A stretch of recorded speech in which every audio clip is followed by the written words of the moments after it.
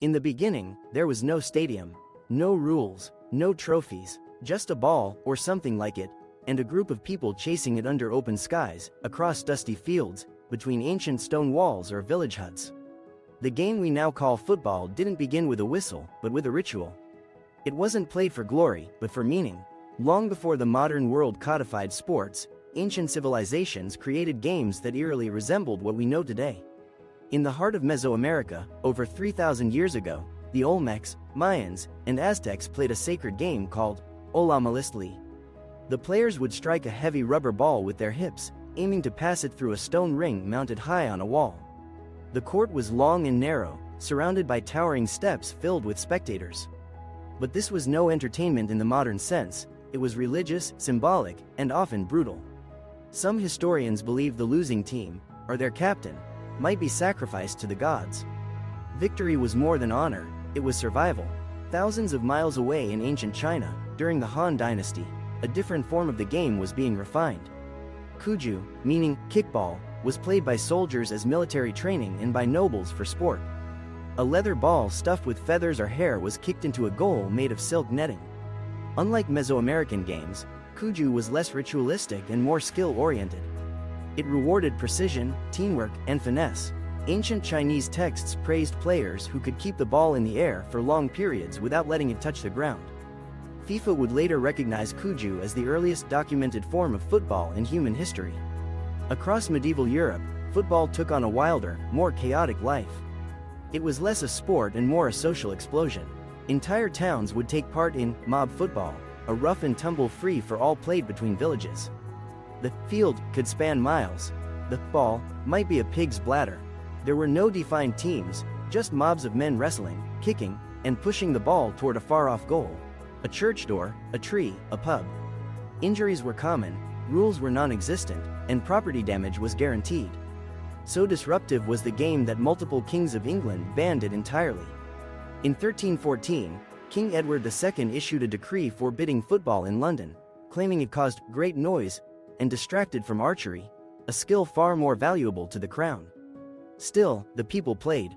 Football, wild and formless as it was, had gripped the hearts of the masses. It thrived in streets and fields, in towns and universities. And by the early 19th century, change was inevitable. In England's elite schools, Eton, Harrow, Rugby, the game began to evolve. Boys played fiercely, and each school developed its own local rules. One day, at rugby school, a student famously picked up the ball and ran with it. That moment would help birth an entirely new sport, rugby. Meanwhile, other schools preferred to keep the ball on the ground, emphasizing passing and dribbling. The division between the two led to fierce debates. In 1848, a group of students from different schools met at Cambridge University to unify the rules. What emerged was the Cambridge Rules, a document that laid the groundwork for modern association football. Soon after, in 1857, Sheffield FC was founded, the world's first official football club. The Industrial Revolution accelerated football's transformation. As Britain urbanized, working-class men sought ways to escape the monotony and hardship of factory life. Football offered that escape. Factories sponsored local teams, matches drew crowds, community and competition found common ground. Football clubs like Aston Villa, Everton, and Manchester United were born in industrial towns, their roots grounded in working-class pride. The game spread beyond Britain with the same momentum. Sailors, merchants, missionaries, and students carried football across oceans. In Brazil, British railway workers introduced the game to local students in the late 19th century. Argentina, Italy, Egypt, and India soon followed. In each place, the game adapted, taking on local flavors but keeping its essence. A universal joy in chasing the ball, connecting with others, and celebrating the magic of movement. In 1904, 7 nations, Belgium, Denmark, France, the Netherlands, Spain, Sweden, and Switzerland, came together in Paris to create the Fédération Internationale de Football Association, FIFA. Their mission was simple but bold, to unite the world through football. A common set of rules, international competitions, and the dream of a truly global game.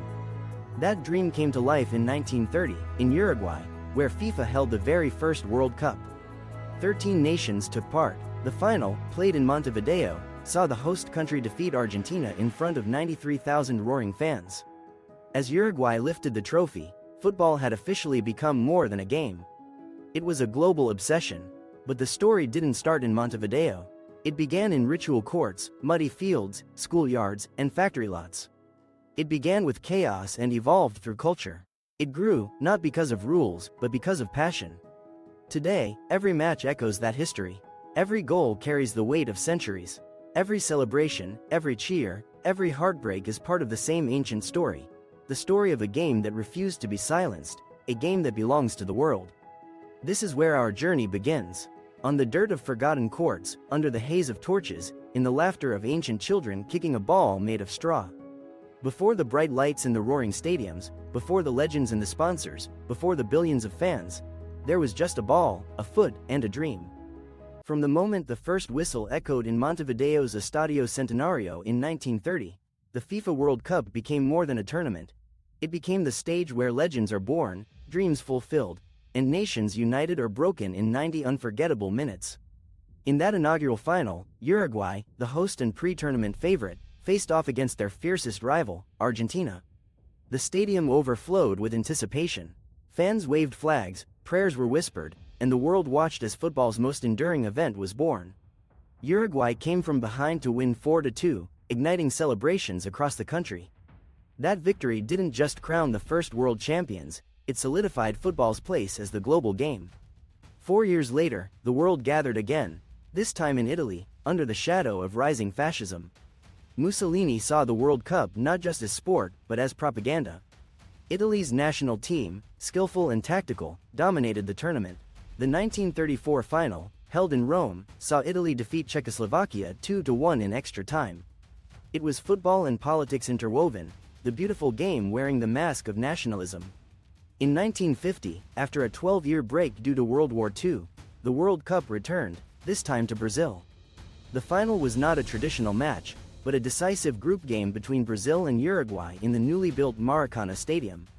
Nearly 200,000 people filled the stands, a number unmatched to this day.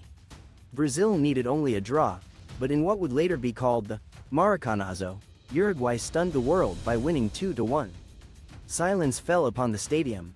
Grown men wept, the dream collapsed. It was one of the greatest upsets in sports history, a moment etched in Brazilian national trauma. But redemption and resurrection would come. In 1958, Sweden hosted the World Cup, and the world met a 17-year-old boy named Pelé.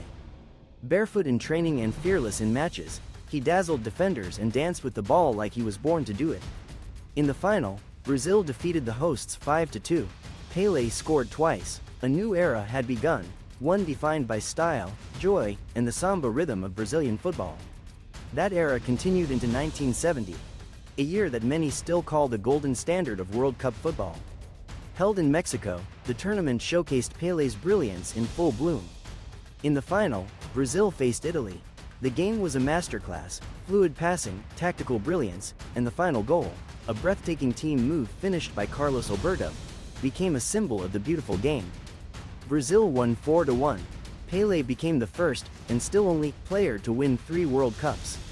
That final is often described not as a match, but as poetry in motion. Fast forward to 1982, another World Cup in Spain, another chapter of drama. The final was contested by West Germany and Italy. It was a tense battle, but Italy, led by Paolo Rossi, surged to victory with a 3-1 score. Rossi, once banned for betting scandals, became a national hero. Italy celebrated not just a win, but a redemption arc worthy of legend. And then, came 1986, the World Cup of Diego Armando Maradona. Held in Mexico, the tournament is most remembered for 2 goals, scored just minutes apart. In the quarterfinal against England, Maradona leapt into the air, punched the ball into the net, and later called it the hand of God. Just 4 minutes later, he danced through 5 defenders to score what many call the greatest goal in football history. Argentina went on to win the final against West Germany 3-2.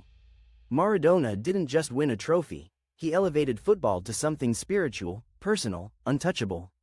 But the drama would swing back in 1990. West Germany got their revenge, defeating Argentina in the final with a late penalty. The match was tense, controversial, and ugly, a clash of discipline versus emotion. It marked the end of an era, as Maradona, in tears, watched the trophy slip away. The modern era brought its own drama. In 1998, France hosted the World Cup and shocked the world by defeating Brazil 3-0 in the final. Zinedine Zidane, a Frenchman of Algerian descent, scored 2 headers and became the symbol of a multicultural France united through football. That victory was more than a win, it was a political and cultural moment, where a nation's identity found new expression through sport. In 2006, Zidane would again step into the spotlight, but this time for all the wrong reasons. In the final against Italy, after scoring a penalty with a cheeky Panenka, Zidane was sent off in extra time for headbutting Marco Materazzi in the chest. The match went to penalties, and Italy emerged victorious. Zidane's career ended in controversy, but his legend only grew. And then came 2014, Brazil again. The host nation carried the weight of expectation and history. But in one of the most shocking results in football history, Germany dismantled Brazil 7-1 in the semifinal. The Maracanazo had been replaced by the Maneraco. Tears, disbelief, and national silence followed. In the final, Germany edged out Argentina with a late goal by Mario Götze, winning their 4th title. Finally, in 2018, a new generation took the stage. France, led by young Kylian Mbappé and midfield maestro Pogba, stormed to victory. The final against Croatia ended 4-2. Mbappé became the first teenager since Pelé to score in a World Cup final. It was a signal. A new era had arrived. From Montevideo to Moscow, from Pelé to Mbappé, the World Cup finals are more than games. They are the ultimate theater, where nations dream, heroes fall, legends rise, and history is written in real time. Every 4 years, the world stops and the world watches. Because on that field, anything is possible. And sometimes, even the impossible becomes reality. Europe's premier club competition, the UEFA Champions League, is more than a tournament. It's a stage where clubs transform into legends, where the best face the best under the brightest lights. While domestic leagues define identity, the Champions League defines legacy. The competition was born in 1955 as the European Champion Clubs Cup, with just 16 teams invited. It was modest in scope but massive in ambition. Real Madrid won the first 5 editions, dominating Europe with a style that combined elegance and ruthlessness. Led by Alfredo Di Stefano and Ferenc Puskás, they weren't just winning, they were creating a standard. The 1960 final, where Madrid beat Eintracht Frankfurt 7-3 in front of 127,000 fans at Hampden Park, remains one of the most iconic matches in football history. Puskás scored 4, Di Stefano scored 3, the dynasty was born, the tournament slowly expanded, and with it, new heroes emerged. In 1967, Celtic became the first British club to lift the trophy. The Lisbon Lions, as they came to be known, were all born within 30 miles of Glasgow, a testament to local pride and spirit. Their style was attacking and fearless, defeating Inter Milan's defensive machine with a 2-1 score. In the 1970s, Ajax and Bayern Munich battled for dominance. Johan Cruyff's Ajax introduced total football to the world, a fluid, intelligent system where players could interchange positions seamlessly. They won 3 titles in a row, 1971 to 1973, setting a new tactical standard. Then came Bayern, with Franz Beckenbauer, Gerd Müller, and Sepp Maier, a machine of discipline and precision. Bayern matched Ajax with 3 consecutive titles of their own. The 1980s brought heartache and heroism. Liverpool was the dominant English force, lifting 4 European Cups between 1977 and 1984. But tragedy struck in 1985, when 39 fans died in the Heysel Stadium disaster before the final between Liverpool and Juventus. The event shook the football world and led to English clubs being banned from European competition for 5 years. It was a sobering reminder that passion must never overpower humanity. As the tournament rebranded into the UEFA Champions League in 1992, a new era of global spectacle began. The anthem, the star ball, the lights, it was no longer just a tournament, it was theater. And within this new theater came one of the most improbable miracles in football history. Istanbul, 2005, AC Milan vs Liverpool. At halftime, Milan led 3-0. Kaká was orchestrating, Maldini had scored in the first minute. Crespo's brace was a lesson in finishing. Liverpool looked finished, their fans silent, their hope gone. But then, a spark. In 6 chaotic minutes early in the second half, Liverpool scored 3 goals. Gerrard, Smicer, Alonso. The noise in the Ataturk Stadium turned into a storm. Milan, stunned, couldn't react. The game went to penalties. Jersey Dudek danced on the line. Shevchenko, the golden boy, missed. Liverpool completed what would forever be called the miracle of Istanbul. Years later, in 2012, another miracle, this time in Munich. Chelsea, underdogs for much of the campaign, faced Bayern Munich in their own stadium. Bayern dominated the game, but in the 88th minute, Didier Drogba rose for a thunderous header to equalize. In the penalty shootout, Drogba scored the final spot kick, delivering Chelsea's first ever Champions League title. It was the moment of a lifetime, especially for a player who had given everything to the club. Then came 2014, and Real Madrid's pursuit of La Decima, their long-awaited 10th European crown. They faced Atletico Madrid in an all-Madrid final. Atletico led 1-0 until the 93rd minute, but in stoppage time, Sergio Ramos leapt above everyone and powered in a header. Real would go on to win 4-1 in extra time, and Carlo Ancelotti, a manager who had already won as a player, was hoisted high by his men in white. In 2019, the impossible happened, twice. First, at Anfield, Liverpool needed to overturn a 3-0 deficit against Lionel Messi's Barcelona. Without Salah or Firmino, against the odds, they scored 4. Trent Alexander-Arnold's quick corner to Origi became a symbol of youthful genius and belief. The stadium shook, Barcelona collapsed, Liverpool were through. The next night, in Amsterdam, Tottenham completed a comeback of their own. Down 3-0 on aggregate to Ajax in the second leg, Lucas Moura scored a second-half hat-trick, including a last-second winner. The emotion was raw, players collapsed in tears. Dreams, somehow, had come true. In 2021, Chelsea did it again, defeating Pep Guardiola's Manchester City 1-0 in the final. N'Golo Kanté was everywhere, Havertz scored the winner, and Thomas Tuchel, once fired mid-season at PSG, lifted the trophy in Porto. And in 2022, Real Madrid reminded the world why they are the kings of Europe. On their path to the final, they survived 3 impossible comebacks, against PSG, Chelsea, and Manchester City, all with late magic. In the final, they faced Liverpool and won 1-0, thanks to a goal by Vinicius Jr. and an inspired performance by Thibaut Courtois. It was their 14th European title, an unmatched legacy. These moments are more than goals and trophies. They're proof that in football, anything can happen. That belief, resilience, and a bit of magic can defy logic. In the Champions League, the impossible is routine. Every anthem, every kickoff, every night under the lights, it's a chance to witness the extraordinary. Because in this game, glory is only ever 90 minutes away.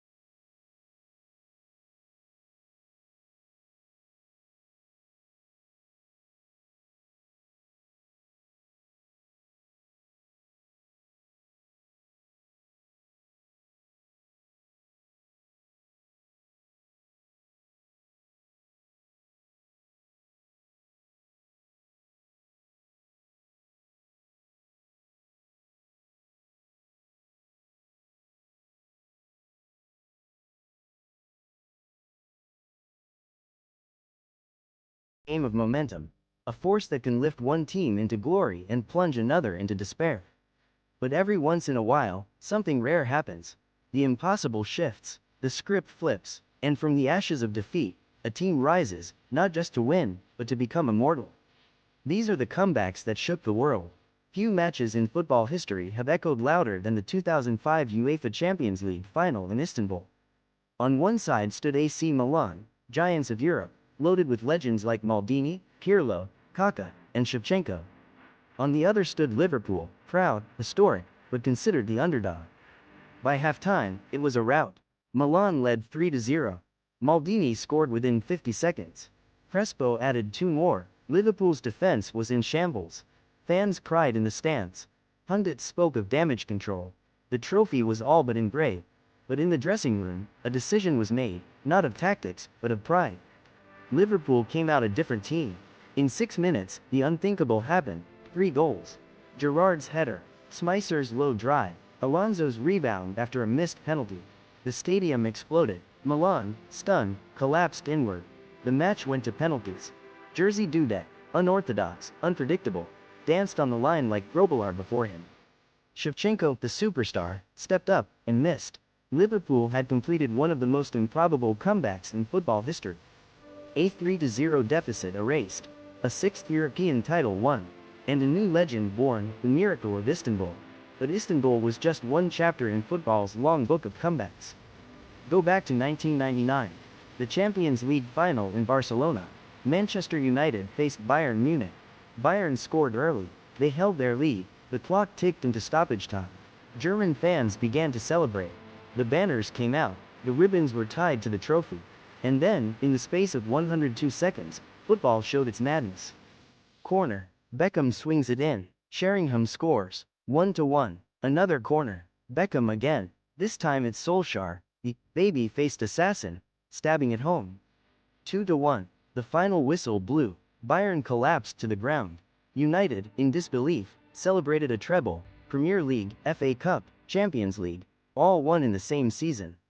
Sir Alex Ferguson would later say, "Football, bloody hell. Comebacks don't just belong to finals." In 2017, Barcelona vs Paris Saint-Germain gave us one of the most dramatic nights the Camp Nou had ever seen. In the round of 16, PSG had thrashed Barca 4-0 in the first leg. The tie was considered over. The second leg was supposed to be a formality. But Barcelona had other ideas. By the 50th minute, it was 3-0. The crowd roared, hope flickered, then Cavani scored for PSG, a crushing blow. Barcelona now needed 3 more. In the 88th minute, Neymar scored a free kick. In the 91st, he converted a penalty. And in the 95th minute, Sergi Roberto stretched, lunged, and poked the ball into the net. 6-1. Barcelona went through. The world went wild. It was La Remontada, the comeback. But the same stage that gave Barca its miracle would later humble them. In 2019, Liverpool vs Barcelona, again. First leg, 3-0 to Barca. Messi magic. Anfield silent. In the second leg, Salah and Firmino were missing. Few gave Liverpool a chance. And yet, by the end of the night, it was 4-0. Wijnaldum scored twice. Origi added the first and last. But it was the corner, Trent Alexander-Arnold's moment of genius, that became folklore. A quick low pass, catching the Barca defense asleep. Origi was there. He didn't miss. Barcelona was out. Anfield was thunder. Some comebacks are fueled by belief. Others by revenge. In 2022, Real Madrid redefined resilience. Round after round, they danced with disaster, and won. Against PSG, they were down 2-0 on aggregate with less than 30 minutes to go. Benzema scored a hat-trick. Against Chelsea, they lost 3-0 at home before Rodrigo pulled one back and Benzema won it in extra time. Against Manchester City, they were trailing in the 89th minute. Then, Rodrigo again, extra time, Benzema penalty, victory, and in the final, they faced Liverpool, calm, composed, and unshaken. 1 goal, 1 Courtois masterclass, 1 more Champions League. Football comebacks are more than results. They're human drama at its peak, raw, emotional, unforgettable. They remind us that it's not over until it's over. That belief is stronger than momentum. That no lead is safe. When the whistle blows and all hope seems lost, there's always a chance. 1 pass, 1 goal, One miracle, because in football, history is never finished. It's rewritten by those who refuse to give up. In football, giants often rule the stage, storied clubs with glittering histories, nations with deep squads and decades of experience. But sometimes, just sometimes, the script flips. A team with no stars, no expectations, and no guarantees finds a way to shock the world. These are the underdogs, the dreamers who defied the odds, rewrote history, and reminded us why we love this game. The story of Leicester City in the 2015-2016 Premier League season is perhaps the most remarkable fairy tale in modern football. A year before their triumph, Leicester had barely survived relegation. They were 5,000-1 outsiders.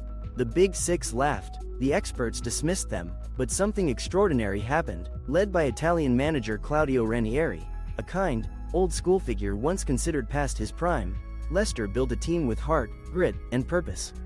N'Golo Kanté ran more than anyone else in the league. Riyad Mahrez dazzled with every touch. Jamie Vardy, a former factory worker who had played non-league football, tore through defenses with fearless pace. They didn't dominate possession. They didn't play beautiful, intricate football. But they countered with precision. They defended with unity. They believed, and belief in football is everything. Week after week, the wins came. Fans started to wonder. Journalists hesitated. The Giants stumbled, and Leicester kept going. When they clinched the title, the world erupted. A city wept. A sport stood still. It wasn't just a win. It was proof that dreams, even in modern football, can still come true. But the underdog spirit has always existed, long before Leicester. Go back to Denmark in 1992. They hadn't even qualified for the European Championship. They were called in as a last-minute replacement when Yugoslavia was disqualified due to civil war. The Danish players were on holiday. Some were out of shape. Expectations were non-existent, and yet, they found their rhythm. Schmeichel in goal was a wall. The team was compact, calm, and fearless. They defeated defending champions the Netherlands in the semi-finals on penalties. In the final, they faced reigning world champions Germany, and won 2-0. From vacation to victory, Denmark had pulled off one of the most shocking international triumphs ever. Then came Greece in 2004. Ranked 150-1 to win the Euros, they arrived with no fanfare. Their style was simple: defend as a unit, stay organized, punish mistakes. Critics called it anti-football, but Greece didn't care about style points, they came to win. They beat France, then the Czech Republic, and in the final, against hosts Portugal and the rising star Cristiano Ronaldo, they did it again. A single goal from a corner. A 1-0 victory. A continent stunned. Greece had won their first and only major trophy. Their entire strategy was summed up in one word: belief. At the club level, underdogs have written unforgettable stories. In 1991, Red Star Belgrade, from war-torn Yugoslavia, won the European Cup. Without the budget or fame of their Western rivals, they played with fearless discipline. In the final, they held Marseille to a 0-0 draw and won on penalties. In the chaos of coming conflict, they gave their nation a moment of unity and glory. Porto's Champions League win in 2004 was another triumph of will and strategy. Led by a young José Mourinho, the Portuguese side stunned Europe. They eliminated Manchester United, swept through Lyon and Deportivo, and in the final, crushed Monaco 3-0. Mourinho announced himself to the world. Porto, overlooked and underestimated, had conquered Europe. Even on the World Cup stage, underdogs have danced with destiny. South Korea's run in 2002, as co-hosts, was sensational. They beat Italy and Spain, both in dramatic, controversial fashion, and reached the semi-finals. A nation celebrated like never before. Their energy, unity, and refusal to surrender made history. In 2018, Croatia, a country of just over 4 million people, reached the World Cup final. Luka Modric led with elegance. Perisic, Mandzukic, and Rakitic followed with power and precision. They defeated England in the semis and gave France a battle in the final. Though they fell short, they returned home as heroes. Their journey proved that size doesn't matter, heart does. And in 2022, Morocco stunned the world. The first African nation to reach a World Cup semifinal. They beat Belgium. They eliminated Spain and Portugal. Yassine Bono became a legend in goal. Achraf Hakimi's Panenka in the shootout became an icon of cold-blooded calm. The Arab world, Africa, and football romantics everywhere celebrated. Underdogs don't just win matches, they win hearts. They remind us why we care. They show us that money isn't everything. That statistics don't measure hunger. That football's greatest beauty lies in its unpredictability. When an underdog wins, it's not just a surprise. It's a revolution. It's a story for the ages. And it's a whisper in the ear of every small club, every overlooked nation, every benchwarmer with a dream. You can, too. Football is passion, and nowhere does that passion burn brighter, louder, or more fiercely than in the rivalries. The derbies where pride is everything, and victory means more than just 3 points. These matches are not just games. They're battles written in the hearts of generations, fueled by history, politics, geography, and identity. Step into El Clasico, Real Madrid versus FC Barcelona. It's more than Spain's biggest game. It's a clash of cultures, ideologies, and legacies. Madrid, the capital, the seat of political power. Barcelona, the heart of Catalonia, forever fighting for identity and independence. On the pitch, legends have battled. Di Stefano versus Kabala, Zidane versus Ronaldinho, Cristiano Ronaldo versus Lionel Messi. The matches are electric, often explosive. Titles have been won and lost here, but more than that, pride has been earned, and scars left behind. Across England, there is no rivalry older than the Northwest Derby, Liverpool versus Manchester United. It's a rivalry forged in industry and success, two cities once competing in commerce, now clashing on the pitch. Liverpool, with its 5 European crowns and anthems sung from the soul. Manchester United, with its legacy of Busby, Ferguson, and the red wave of dominance. When these two meet, form means nothing. History takes over. In Italy, it's the Derby della Madonnina, AC Milan versus Inter Milan. Two clubs sharing the same iconic San Siro stadium but divided by colors, philosophies, and generations of blood-boiling encounters. One red, one blue. AC Milan, born for the working class. Inter, formed by those who embraced international flair. The city splits in half when they face off, and for 90 minutes, Milan becomes a battlefield. Move to Argentina, and the temperature rises. Boca Juniors versus River Plate, the Superclásico. In the streets of Buenos Aires, this is not a game, it's life and death. Boca, born in the working-class neighborhood of La Boca, forged in grit. River, once nicknamed the Millionaires, represents elegance and structure. When they meet at La Bombonera or El Monumental, the stadiums shake. Fireworks light the sky, drums echo through the night. Fights have broken out, trophies have been stolen, and legends have been made. In Turkey, Fenerbahce versus Galatasaray ignites Istanbul like nothing else. A rivalry that cuts across the Bosphorus, across class and identity. Fenerbahce, the club of the Asian side. Galatasaray, the pride of the European side. Yellow and navy versus red and yellow. Every goal here is political. Every foul is personal. The Super League bows to this rivalry. It owns the soul of Turkish football.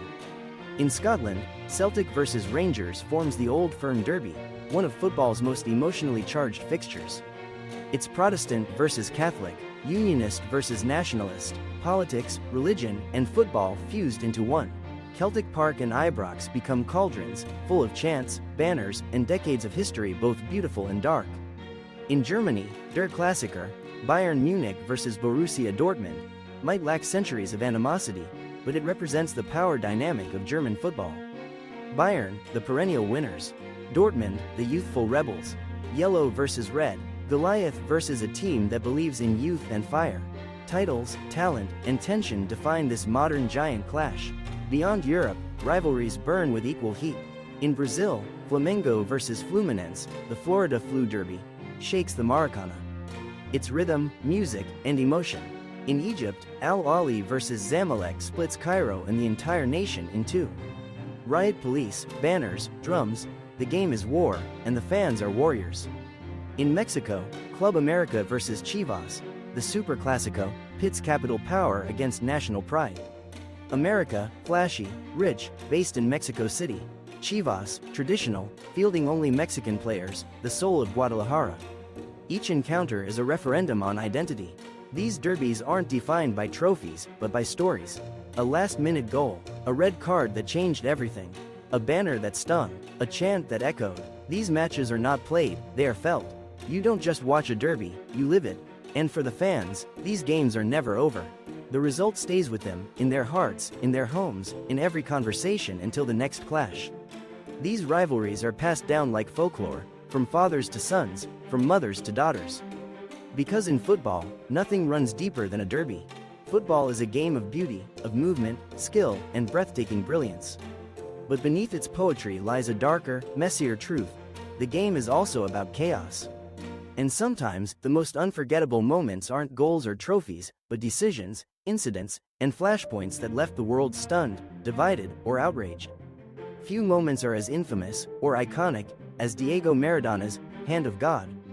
It was the 1986 World Cup quarterfinal, Argentina versus England. The tension was political, the rivalry raw. In the 51st minute, a bouncing ball floated into the England box. Maradona rose, not highest, but cleverest, and with a swift flick of his hand, knocked it into the net. The referee missed it, the goal stood, chaos erupted. Later, Maradona called it, a little with the head of Maradona, and a little with the hand of God. Some called it genius, others called it cheating, but no one ever forgot it. It became a symbol of cunning, of controversy, and of how football's greatest legends sometimes live in the gray. But not all moments are cloaked in mischief. Some are blatant. Zinedine Zidane's headbutt in the 2006 World Cup final was a moment of pure shock.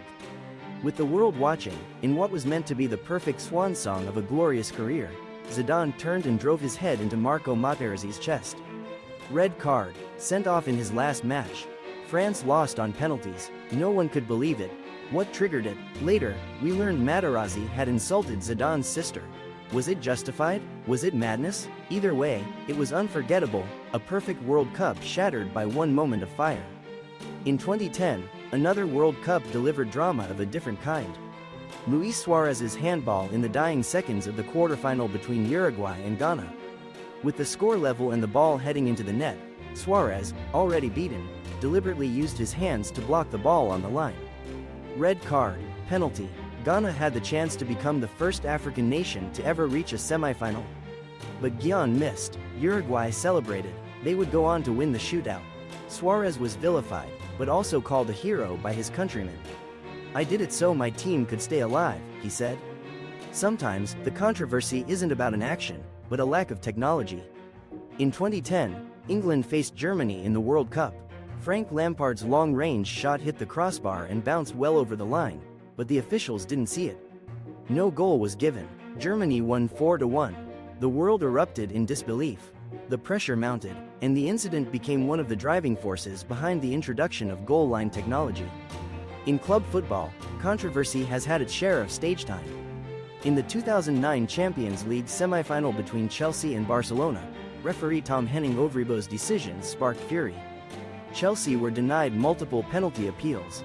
Handballs, shirt pulls, ignored. After the final whistle, players surrounded the referee.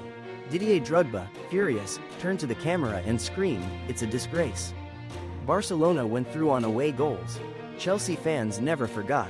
Then came VAR, introduced to eliminate such errors. But instead, it brought new drama. Millimeters offside, penalties awarded or overturned after long delays. Fans began to chant, "It's not football anymore." Referees stopped celebrating goals. Players waited with blank stares. Technology promised clarity, but delivered confusion. Beyond the pitch, scandals shook the game even harder. In 2006, Calciopoli rocked Italy. Top clubs, including Juventus, were implicated in a system of match-fixing and referee manipulation. Juventus were stripped of 2 league titles and relegated to Serie B. Fans cried. Rivals cheered, trust in the game crumbled, and had to be rebuilt.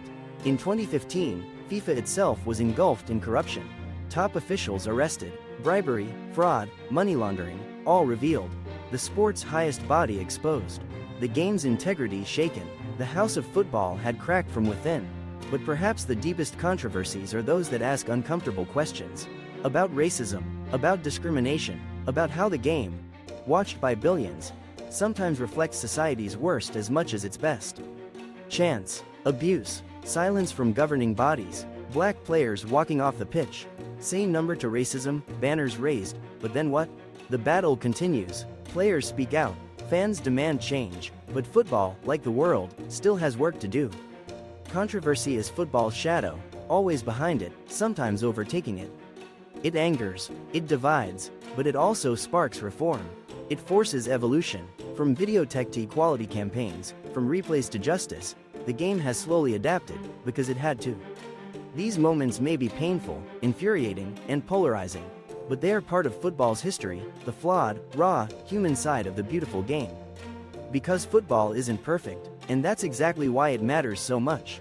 In football, every pass matters.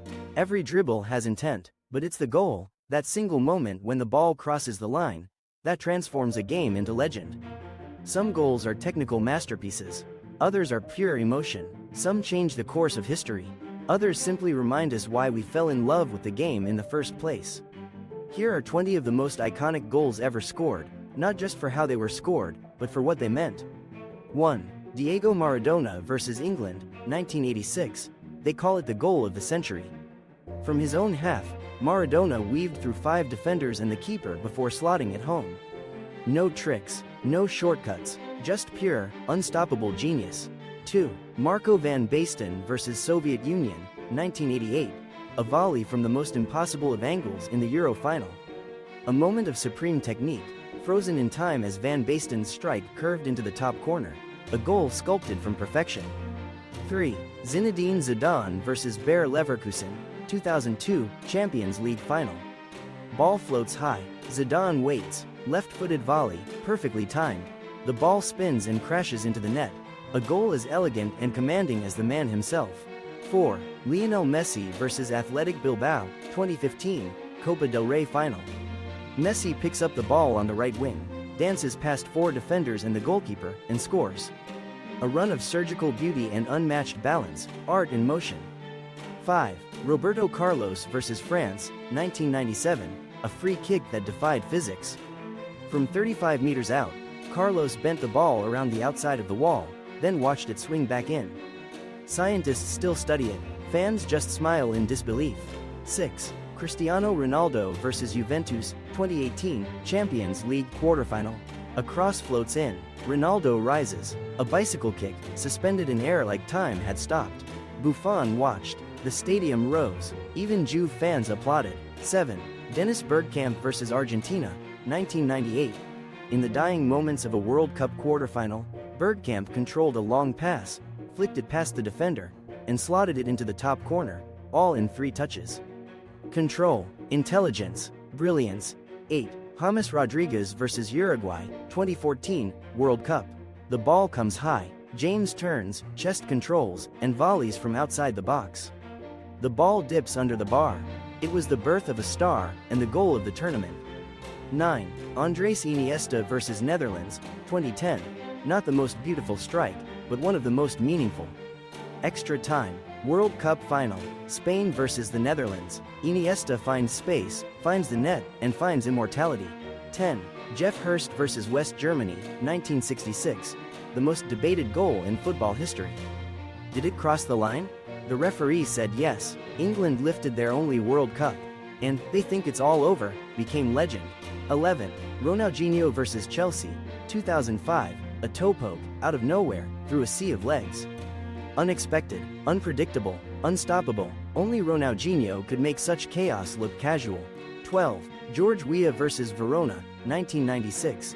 He picks up the ball in his own box, runs the length of the field, evades every challenge, and scores. Strength, speed, grace. From defense to glory. Solo brilliance from Africa's only Ballon d'Or winner. 13. Zlatan Ibrahimovic vs England, 2012. An overhead kick from 30+ yards out. The keeper off his line. The angle absurd, the technique unimaginable. Zlatan being Zlatan, outrageous, unbelievable, iconic.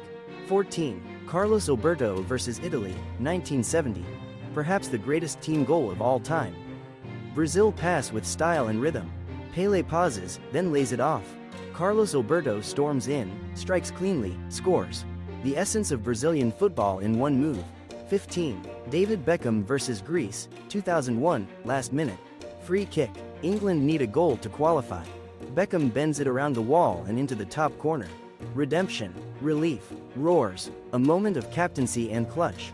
16. Sergio Aguero vs QPR, 2012, 94th minute. Title slipping away, then the ball falls to Aguero. Touch, strike, goal.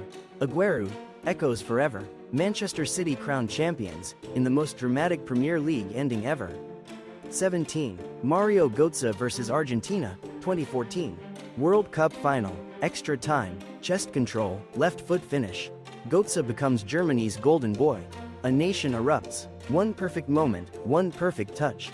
18. Thierry Henry vs Manchester United, 2000. Ball comes in, back to goal. Henry flicks it up, spins, volleys over Barthez. Audacity meets elegance, a goal of instinct and class from one of the Premier League's greats. 19. Tony Yeboah vs Wimbledon, 1995. The ball bounces. Yeboah smashes it from distance.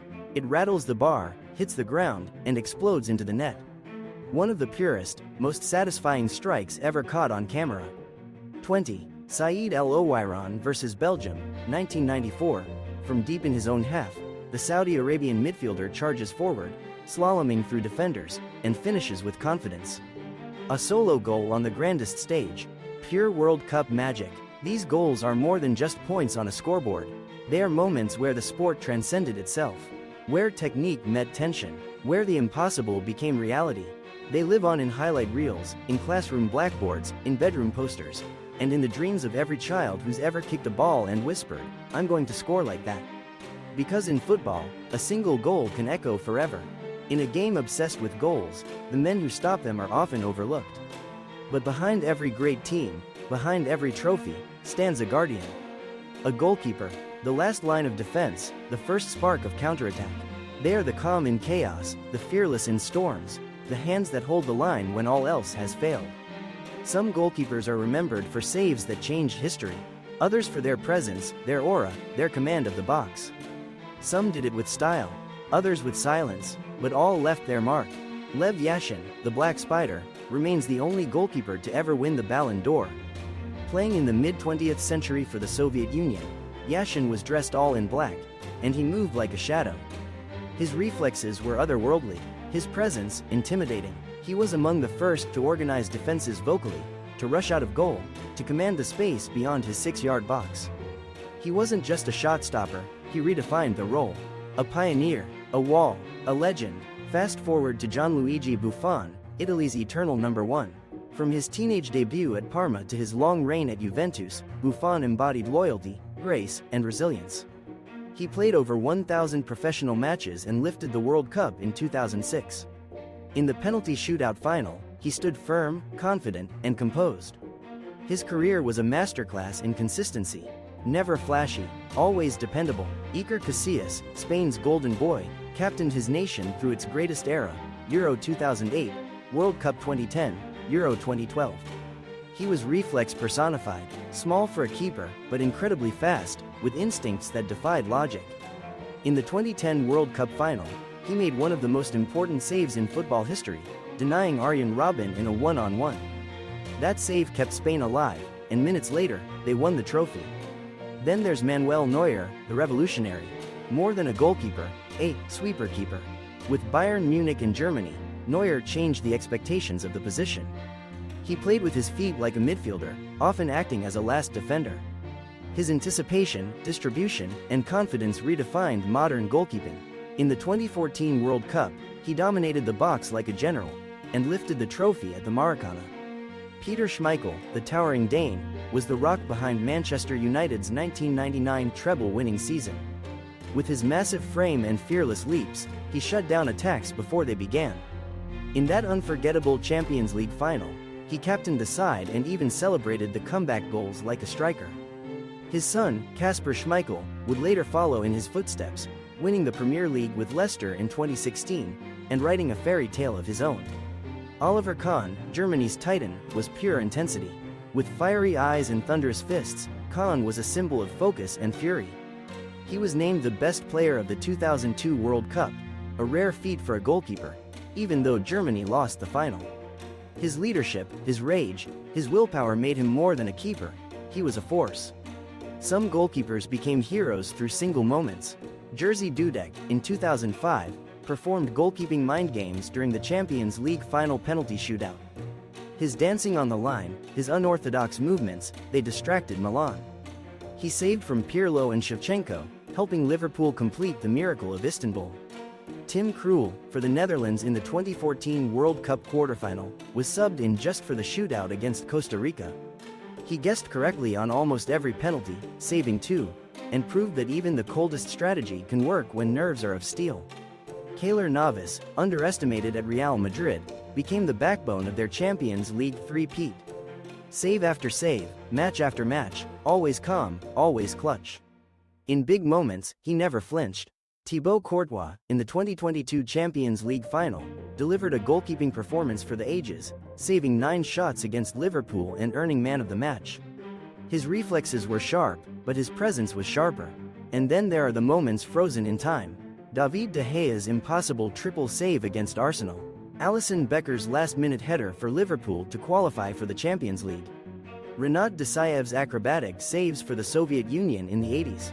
Emerson Leao, José Luis Chilavert, Rogerio Ceni, goalkeepers who took penalties and free kicks, proving they could create as well as deny. Goalkeepers live a different life. They can be heroes or villains in a heartbeat. One mistake, and it's disaster. One fingertip save, and they're eternal. They don't chase glory, they protect it. And when all else fails, when the strikers misfire, the midfield tires, the defense breaks, they stand, alone, under the crossbar, with gloves on and hearts pounding. Because that's what guardians do. In football, players may be the ones who score the goals, lift the trophies, and take the glory. But behind every great team is a mind, a strategist, a leader, a coach who turns talent into triumph. Some managers are motivators, others are innovators, the greatest are both.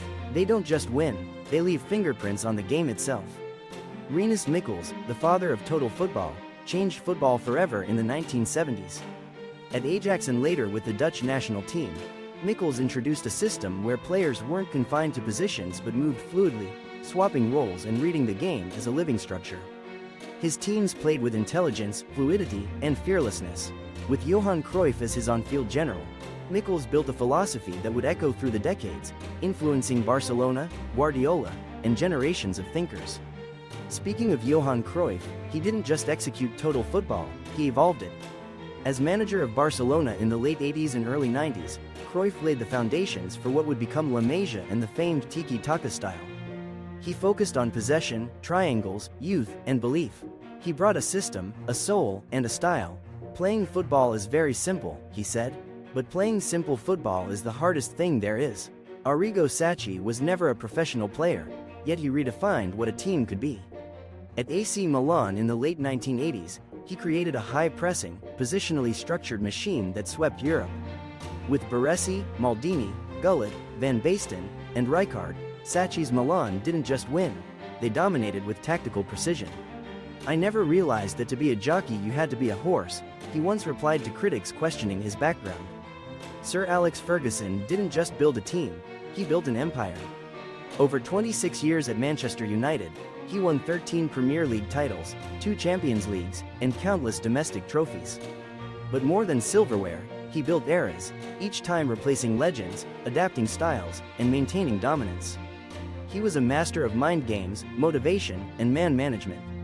From the class of '92 to the treble of 1999, Ferguson was football's great general, fierce, demanding, and unrelenting.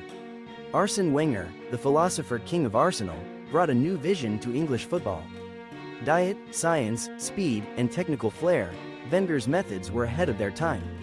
His 2003-04 Invincibles went unbeaten through an entire Premier League season. He revolutionized how players trained, ate, and played, and opened England's doors to global talent. Pep Guardiola is football's modern alchemist. At Barcelona, he turned a golden generation into the greatest club side in history. With Messi, Xavi, and Iniesta, he perfected tiki-taka, a ballet of possession and pressure. At Bayern Munich, he transformed a powerful machine into a technically fluid force. At Manchester City, he's taken his ideas to new levels: inverted full-backs, false nines, positional rotations. More than a tactician, Guardiola is an architect, building blueprints for the future. José Mourinho, the self-proclaimed Special One, burst onto the scene with Porto in 2004, winning the Champions League with a team no one expected. Charismatic, polarizing, but undeniably brilliant, Mourinho is a master of pragmatism and psychology. His Inter Milan side of 2010 conquered Europe with tactical discipline and mental toughness. He thrives under pressure, embraces chaos, and turns underdogs into champions. Carlo Ancelotti, with his raised eyebrow and calm presence, has quietly become one of the most successful managers in football history. He has won league titles in 5 different countries and multiple Champions League trophies with AC Milan and Real Madrid. Players love him, clubs trust him, and he wins, not with flash, but with balance, man management, and deep tactical intelligence. In international football, Vicente del Bosque brought serenity and success. Under his guidance, Spain won the 2010 World Cup and Euro 2012, completing a historic treble. His philosophy? Let brilliance shine. Let players express themselves. Don't interfere, just guide. And then there's Didier Deschamps, Joachim Löw, Luis Felipe Scolari, Marcelo Bielsa, and others, each bringing their own identity, fire, and footprint to the game. But some of the most influential coaches never lifted trophies. Bielsa, for instance, inspired generations with his pressing system, attention to detail, and obsession with movement. His disciples, Guardiola, Pochettino, and others, speak of him with reverence. Because coaching isn't just about winning, it's about shaping how the game is played. These managers stood not on the pitch, but behind the scenes, yet their impact echoes louder than any goal. They built dynasties, they broke barriers, they turned teams into machines, squads into families, tactics into philosophy. And in the theater of football, they wrote the scripts. You can measure a goal by distance. You can measure a trophy by weight. But you can't measure the heartbeat of football, because it lives in the stands, in the streets, in the voices of millions. It lives in the fans. Football isn't just a sport. It's a language spoken on every continent, in every dialect. It's a religion without borders, a ritual passed down through generations. It's a culture, built not by clubs, but by people. Step into the yellow wall of Borussia Dortmund's Signal Iduna Park, a sea of 25,000 standing fans, singing in thunderous unison, waving massive banners that rise like storms. It's not just support, it's communion. The rhythm, the choreography, the passion, all create an atmosphere so electric, it changes the very energy of the game. Cross over to La Bombonera in Buenos Aires, where Boca Juniors fans don't just cheer, they shake the earth. Flares light up the night sky. The stands tremble. Songs echo through the concrete like hymns of war and joy. In Liverpool, the song, You'll Never Walk Alone, isn't just a club anthem, it's a statement of unity. Before every home game, fans link arms and sing it like a promise. Rain or shine, win or lose, together, always. In Cairo, when Al Ahly and Zamalek face off, it's more than a match, it's an eruption. Flares, drums, fists clenched and voices raw, rivalries that spill into every part of life. And yet, even in that intensity, there's love, for the game, for identity, for belonging. Football fans are artists, too. The Tifos in Italy, giant banners painted and lifted by hand, telling stories across entire curves of stadiums, are masterpieces. Some take months to prepare for a match that lasts 90 minutes. That's not loyalty, that's devotion. But the power of football culture goes far beyond the stadium. In the favelas of Brazil, barefoot children weave past each other with dazzling dribbles, imitating Neymar, Pelé, Ronaldinho.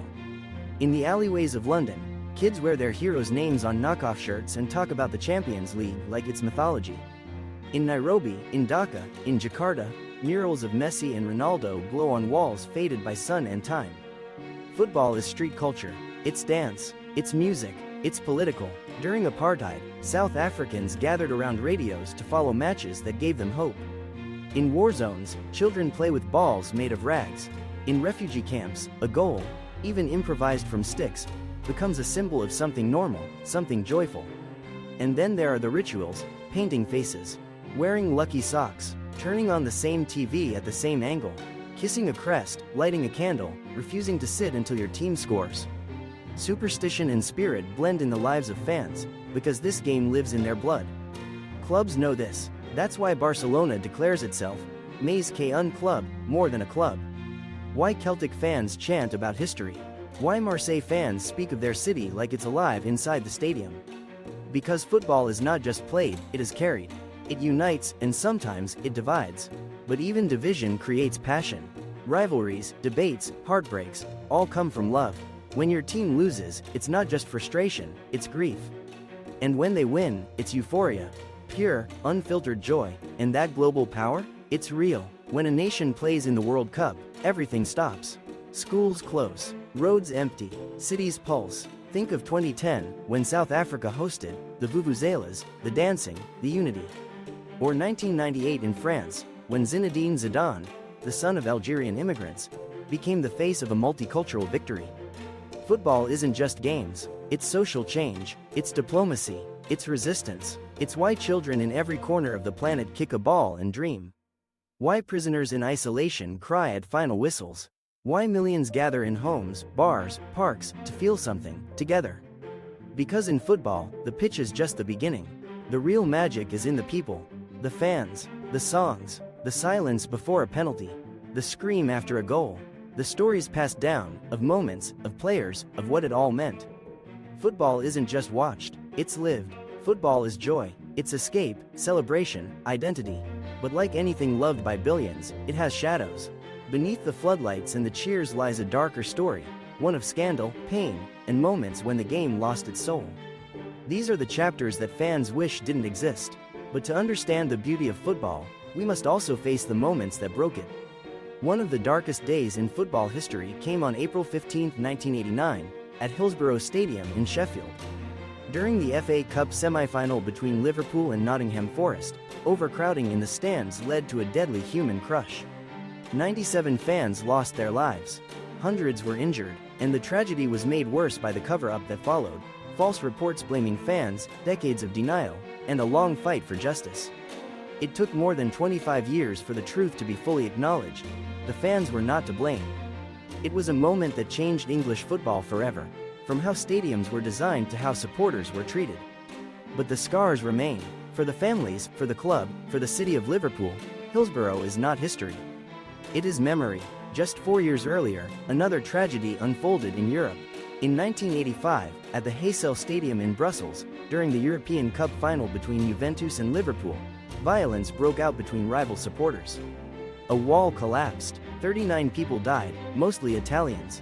Hundreds more were injured. The game was played anyway. The incident led to a 5-year ban on English clubs from European competitions. But the damage to football's reputation, and to the lives of those lost, could never be undone. But it's not just the fans who've suffered. The players, too, have faced tragedy. Marc-Vivien Foé, a Cameroon international, collapsed during a Confederations Cup match in 2003. He died on the pitch, sudden cardiac arrest. The world watched in horror as medics tried to revive him. He was only 28. In 2004, Hungarian forward Miklos Fér collapsed during a league match in Portugal. He smiled, then fell. He, too, never got back up. Davide Astori, captain of Fiorentina, passed away in his sleep in 2018. His death shocked Italy, and brought tears to every Serie A stadium. Moments of silence, armbands, and a sobering reminder that even the fittest athletes are not immune to fate. Sometimes the darkness comes not from accidents, but from decisions. In 2006, Italian football was rocked by Calciopoli, a massive match-fixing scandal involving top clubs, including Juventus, AC Milan, Fiorentina, and Lazio. Club executives had been influencing referee appointments to ensure favorable decisions. Juventus were stripped of 2 Serie A titles and relegated to the second division. Fans felt betrayed, trust shattered, glory tainted. The world of football governance has been no better. In 2015, FIFA, the sport's global governing body, was exposed in one of the biggest corruption scandals in sports history. Top officials were arrested. Bribery, money laundering, World Cup bids rigged. The game's highest seat of power, once untouchable, now seen for what it was, a web of politics and profit. Billions of fans, giving their hearts to football, while some at the top treated it like a business empire. The betrayal cut deep, but beyond scandals and governance, football has also had to face itself, especially when it comes to racism and discrimination. For decades, black players have been subjected to abuse, monkey chants, slurs, objects thrown from the stands. In Europe, in South America, in stadiums where banners read, "Say number to racism," yet actions said otherwise. Players like Samuel Eto'o, Mario Balotelli, Raheem Sterling, and Vinicius Jr. have spoken out, not just against fans, but against silence. Against inaction. The fight is still ongoing. Social media has only made the abuse louder, more visible. Football reflects society, and sometimes its ugliest parts. There's also the hidden pain, the mental health crisis few talked about for decades. The pressure, the media, the isolation, talented players who burned out. Stars who struggled in silence. The tragic loss of Gary Speed in 2011 shocked the football world. He was beloved, respected, admired, and quietly battling demons. His death opened conversations that had long been ignored. Now, slowly, the game is listening. Support systems, mental health initiatives, a new generation of players is speaking openly. But progress is slow. The dark side of football isn't just about scandal or sadness. It's about what happens when humanity is lost in the pursuit of power, fame, or victory. When the game forgets who it's for, and why it matters. But perhaps, the beauty of football is this. Even in its darkest hours, people fight for it. Families at Hillsborough who demanded truth. Fans who stand against hate. Players who speak when it costs them everything. Because they know the game can be better. Should be better. Football isn't perfect, but it's ours, and its future depends on how we face its past. Football has always moved with the world. From muddy village fields to billion-dollar stadiums, from street games to Super Sundays, it has evolved with every generation. But never before has the game changed as quickly, or as drastically, as it is right now. Technology, politics, money, climate, culture, all are reshaping football's future. The question is no longer if the game will change, but how much of its soul it can keep while doing so. We begin with the most obvious transformation, technology. Where once fans argued over blurry replays and referee bias, now we have VAR, video assistant referees, with dozens of angles, slow motion analysis, and millimeter-accurate offside lines. It was introduced to bring clarity and fairness, and in many ways, it has. But with it came delays, confusion, and a colder, more clinical feel. Goals that once sparked wild celebration now come with hesitation, a glance toward the screen, a pause before joy. It's the age of digital precision, but at what cost to spontaneity? Then there's data. Teams no longer scout with just eyes, they analyze with algorithms. Every pass, sprint, recovery is tracked. AI models predict injuries. Heat maps guide tactics. Footballers wear GPS vests and heart monitors in training. Decisions are backed by terabytes of information. Scouting is global. Youth talent is discovered through apps. Clubs like Brentford and RB Leipzig have built entire philosophies on data-driven football.